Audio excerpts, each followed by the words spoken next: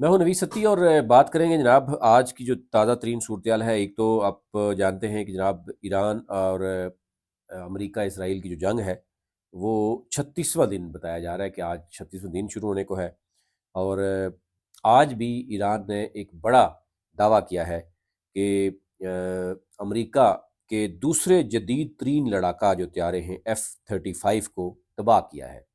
اور اسی طرح جو ہے وہ اسرائیل پر بھی بمباری جو ہے وہ جاری ہے۔ اور اس کے ساتھ ساتھ جو سابق وزیر خارجہ ہیں جواد ظریف، انہوں نے ایران کو بڑا مشورہ دیا ہے کہ فتح کا اعلان کر کے جنگ ختم کریں۔ یہ سابق وزیر خارجہ جو ہے جواد ظریف نے ان کو وہ کیا ہے، مشورہ دیا ہے۔ لیکن دوسری طرف جو ہے وہ امریکہ بھی یہی کہہ رہا ہے۔ امریکہ کے اندر بھی اور اسرائیل کے اندر بھی ہم نے کل بھی بات کی تھی کہ بغاوت کا معاملہ چل پڑا ہے، اور آج جو صدر ٹرمپ ہے اس نے باقاعدہ طور پر امریکی جو اٹارنی جنرل ہے اس کو جو ہے وہ برطرف کر دیا ہے، یعنی جو پام بونڈی ہے ان کو برطرف کر دیا گیا ہے امریکہ کی صدر کی جانب سے۔ اور اسی طریقے سے جو ہے وہ دو باقی فوجی جو ہیں امریکہ میں وہاں پر بغاوت کی سلسلہ جو ہے وہ کہا جا رہا ہے شروع ہو چکا ہے۔ ایران میں شہری جو سٹرکچر ہے وہ امریکی اور اسرائیلی حملے میں انہوں نے کہا کہ یہ بڑا نقصان ضرور ہوا ہے، لیکن ہم جنگ جو ہے وہ اس کے لیے تیار ہیں۔ کل بھی جو ہے وہ ایک دھمکی دی گئی تھی ایران کی طرف سے کہ اگر کوئی بھی امریکی یا اسرائیلی فوجی جو ہے وہ زمین پہ آتا ہے تو وہ واپس زندہ نہیں جائے گا۔ تو ظاہر ہے وہاں پر معاملات کچھ اور ہیں۔ امریکی اور اسرائیلی حملے میں زخمی ہونے والے جو ایران کے سابق وزیر خارجہ تھے کمال خزاری خرازی، وہ بھی انتقال کر گئے ہیں، ان کی خبر بھی آ رہی ہے۔ اور ابھی تک جو معاملات ہیں وہ ایران جو ہے وہ تو ثابت قدم ہے، ابھی بھی لڑنے کے لیے تیار ہے، لیکن دوسری طرف امریکہ میں ہلچل مچ چکی ہے، اس کی جو فوج ہے اس میں بھی میں نے کہا بغاوت ہو چکی ہے۔ تو آرمی چیف جو ہے، army chief of staff general کو عہدے سے ہٹا دیا گیا ہے۔ پھر آپ اسی سے اندازہ کر سکتے ہیں کہ عہدے سے جنگ کے وقت اگر آرمی چیف کو جو چیف اسٹاف آف جنرل کو اگر جنگ کے دوران ہٹا دیا جائے تو پھر آپ سمجھدار ہیں کہ وہ واقعی بغاوت ہے۔ اور اٹارنی جنرل کو بھی ہٹا دیا جائے تو پھر وہاں کے سینیٹرز بول رہے ہیں، عوام جو ہے آپ نے دیکھا تقریباً 1 کروڑ عوام نکلی ہے۔ تو کل تو کسی نے لکھا تھا کہ صدر ٹرمپ کے خلاف یا اسرائیل کے خلاف پاکستان میں احتجاج نہیں ہو سکتا، لیکن ان کے ہاں ان کے گھر کے باہر بھی احتجاج ہو سکتا ہے۔ یہ وہاں کی جو بھی ہے جمہوریت ضرور ہے، اور وہاں کی عوام آپ نے دیکھا ہوگا بھرپور طریقے سے باہر نکل رہی ہے، ایون ایران کے فیور میں بھی باہر نکل رہی ہے ٹرمپ کے خلاف۔ پھر اس کے بعد پھر اگین کہا جا رہا ہے کہ ٹرمپ کی ایک اور ایران کو بھرپور وارننگ دی گئی ہے کہ فوری معاہدہ کرو ورنہ سب کچھ مٹ جائے گا۔ یعنی ایک لمحے میں وہ کہتے ہیں کہ جناب ٹھیک ہے مذاکرات چل رہے ہیں اور ہم پیچھے ہٹتے ہیں، جنگ کا خاتمہ کرتے ہیں، دوسرے لمحے وہ کہتے ہیں جناب نہیں، جو ہم کہتے ہیں وہ کرو ورنہ سب کچھ مٹ جائے گا۔ تو ٹرمپ کی ایران کو پھر وارننگ دی ہے، اور بہت سے ممالک نے ہمیں پتہ ہے پہلے ہی صاف صاف جو ہے وہ بول چکے ہیں صدر ٹرمپ کو کہ بھئی ہم اس جنگ میں شامل نہیں ہونا چاہتے۔ اچھا جی، پھر اس کے بعد بغداد اردن میں بھی امریکی بیسز پر حملے کیے ہیں ایران نے، اور لاجسٹکس جو کہا جا رہا ہے کہ سینٹرز ہیں وہاں پر، اور جنگی طیارے ان کو نشانہ بھی بنایا ہے۔ یہ ایک انٹرنیشنل نیوز ایجنسی ہے، اس نے بھی خبر دی ہے، اور امریکہ سے تو ابھی اس طرح کی خبریں نہیں آ رہی، لیکن ایران کی نے بھی یہ دعویٰ کیا ہے کہ بغداد اردن میں امریکی بیسز پہ حملے ہوئے ہیں، اور انہوں نے بتایا کہ اچھا خاصا نقصان ہوا ہے۔ پھر اس طرح کویت قطر کا ایران سے داغے گئے کروز میزائل جو ہے وہ دعویٰ کیا ہے کہ ہم نے گرائے ہیں۔ کل دبئی نے بھی مطلب دعویٰ کیا تھا کہ ہم نے ایران کے ڈرونز جو ہیں وہاں پر گرائے ہیں۔ اب کویت اور قطر نے بھی کہا کہ ایران سے داغے گئے کروز میزائل جو ہے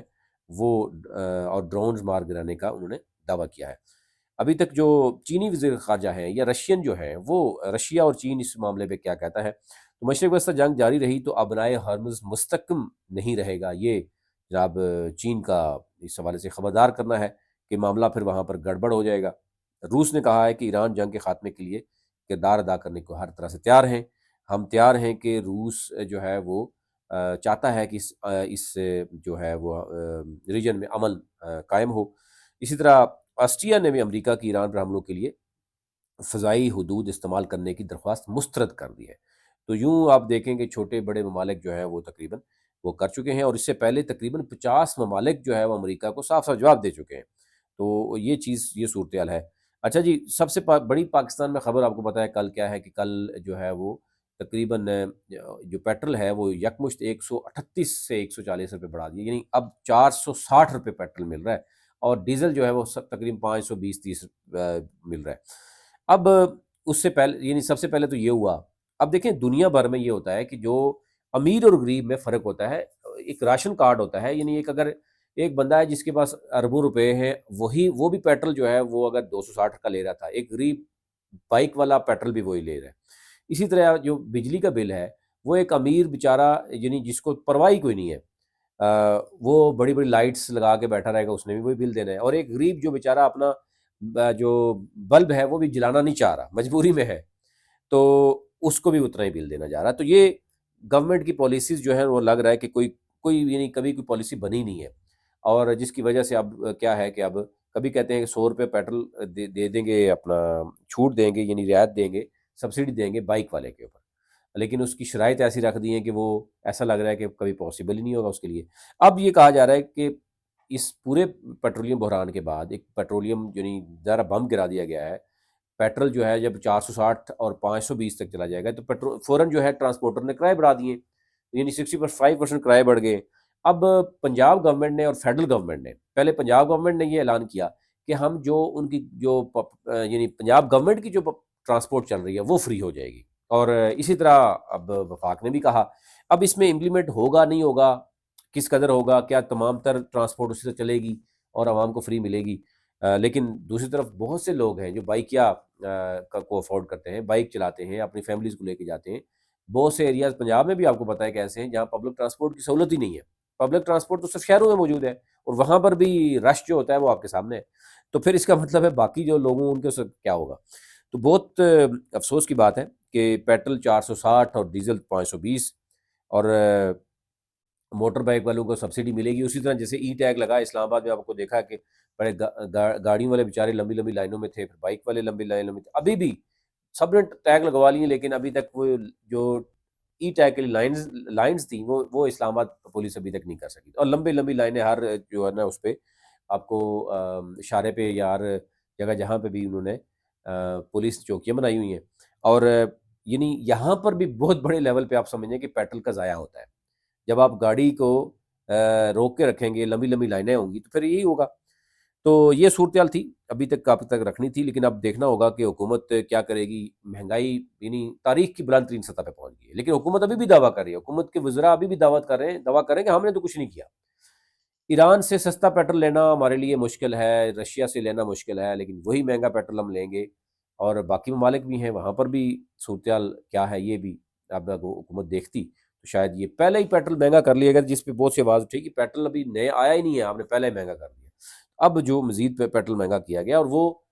پیٹرول کہا جا رہا ہے کہ جو پر بیرل کتنا پرسنٹ مہنگا ہوا ہے، اگر وہ 15-20% مہنگا ہوا ہے تو پرائسز جو ہے نا 65% بڑھی ہیں۔ اور ایک جو آج آپ کو پتہ ہے کہ اس پہ انویسٹیگیٹو سٹوری بھی سامنے آئی ہے کہ 200 سب یعنی ڈال کے 250 یا 265 تک پیٹرول جو ہے وہ پڑ رہا ہے، لیکن اس کے اوپر جو ہے وہ 140 کے قریب ٹیکسیز ہیں پر لیٹر، جو حکومت سے جو ہے نا وہ حکومت عوام سے لے رہی ہے۔ چلو مطلب آپ 50% اس میں بھی کر لیں، اگر 217-18 اگر وہ ٹیکس لے رہے ہیں، تقریباً 100 بھی ٹیکس لیں گے تو یہ پیٹرول کی پرائسز نیچے جہاں پہ تھیں تقریباً 321-20 وہاں پہ رہ سکتی تھی۔ لیکن حکومت آئی ایم ایف کو خوش کرنے کے لیے، ایف بی آر آپ کے سامنے ہے کہ F B R tax collection نہیں کر پا رہا، جو کام لوکل گورنمنٹ کا ہوتا تھا کہ ہر گلی محلے میں اگر وہ ٹیکسز جنریٹ کرتے ہیں اور ریونیو جنریٹ کرتے ہیں، تو یہ وہ ایف بی آر کا کام کر رہا ہے۔ تو گورنمنٹ مکمل طور پر پاکستان میں آپ نے دیکھا ہوگا کہ بلدیات نہ ہونے کے برابر ہیں، ڈی سی او کمشنری نظام ہے، ایف بی آر نے پورے پاکستان میں جب چاہتے ہیں آگے پیچھے کر لیتے ہیں، وزیر خزانہ کہاں سے آیا ہوا ہے، وزیر داخلہ کہاں سے آیا ہوا ہے، تو یوں جو ہے وہ گورنمنٹ پھر کیسے چلے گی؟ وزیر اعظم جو ہے بیچارہ وہ اسلام آباد میں بھی کوئی چیز نہیں کر سکتا، اس کے لیے پریشانی بن جاتی ہے۔ تو اینی ہاؤ ابھی تک لیے اتنا ہی، مزید جو اس پہ اپڈیٹ ہوگی اب تک رکھیں گے۔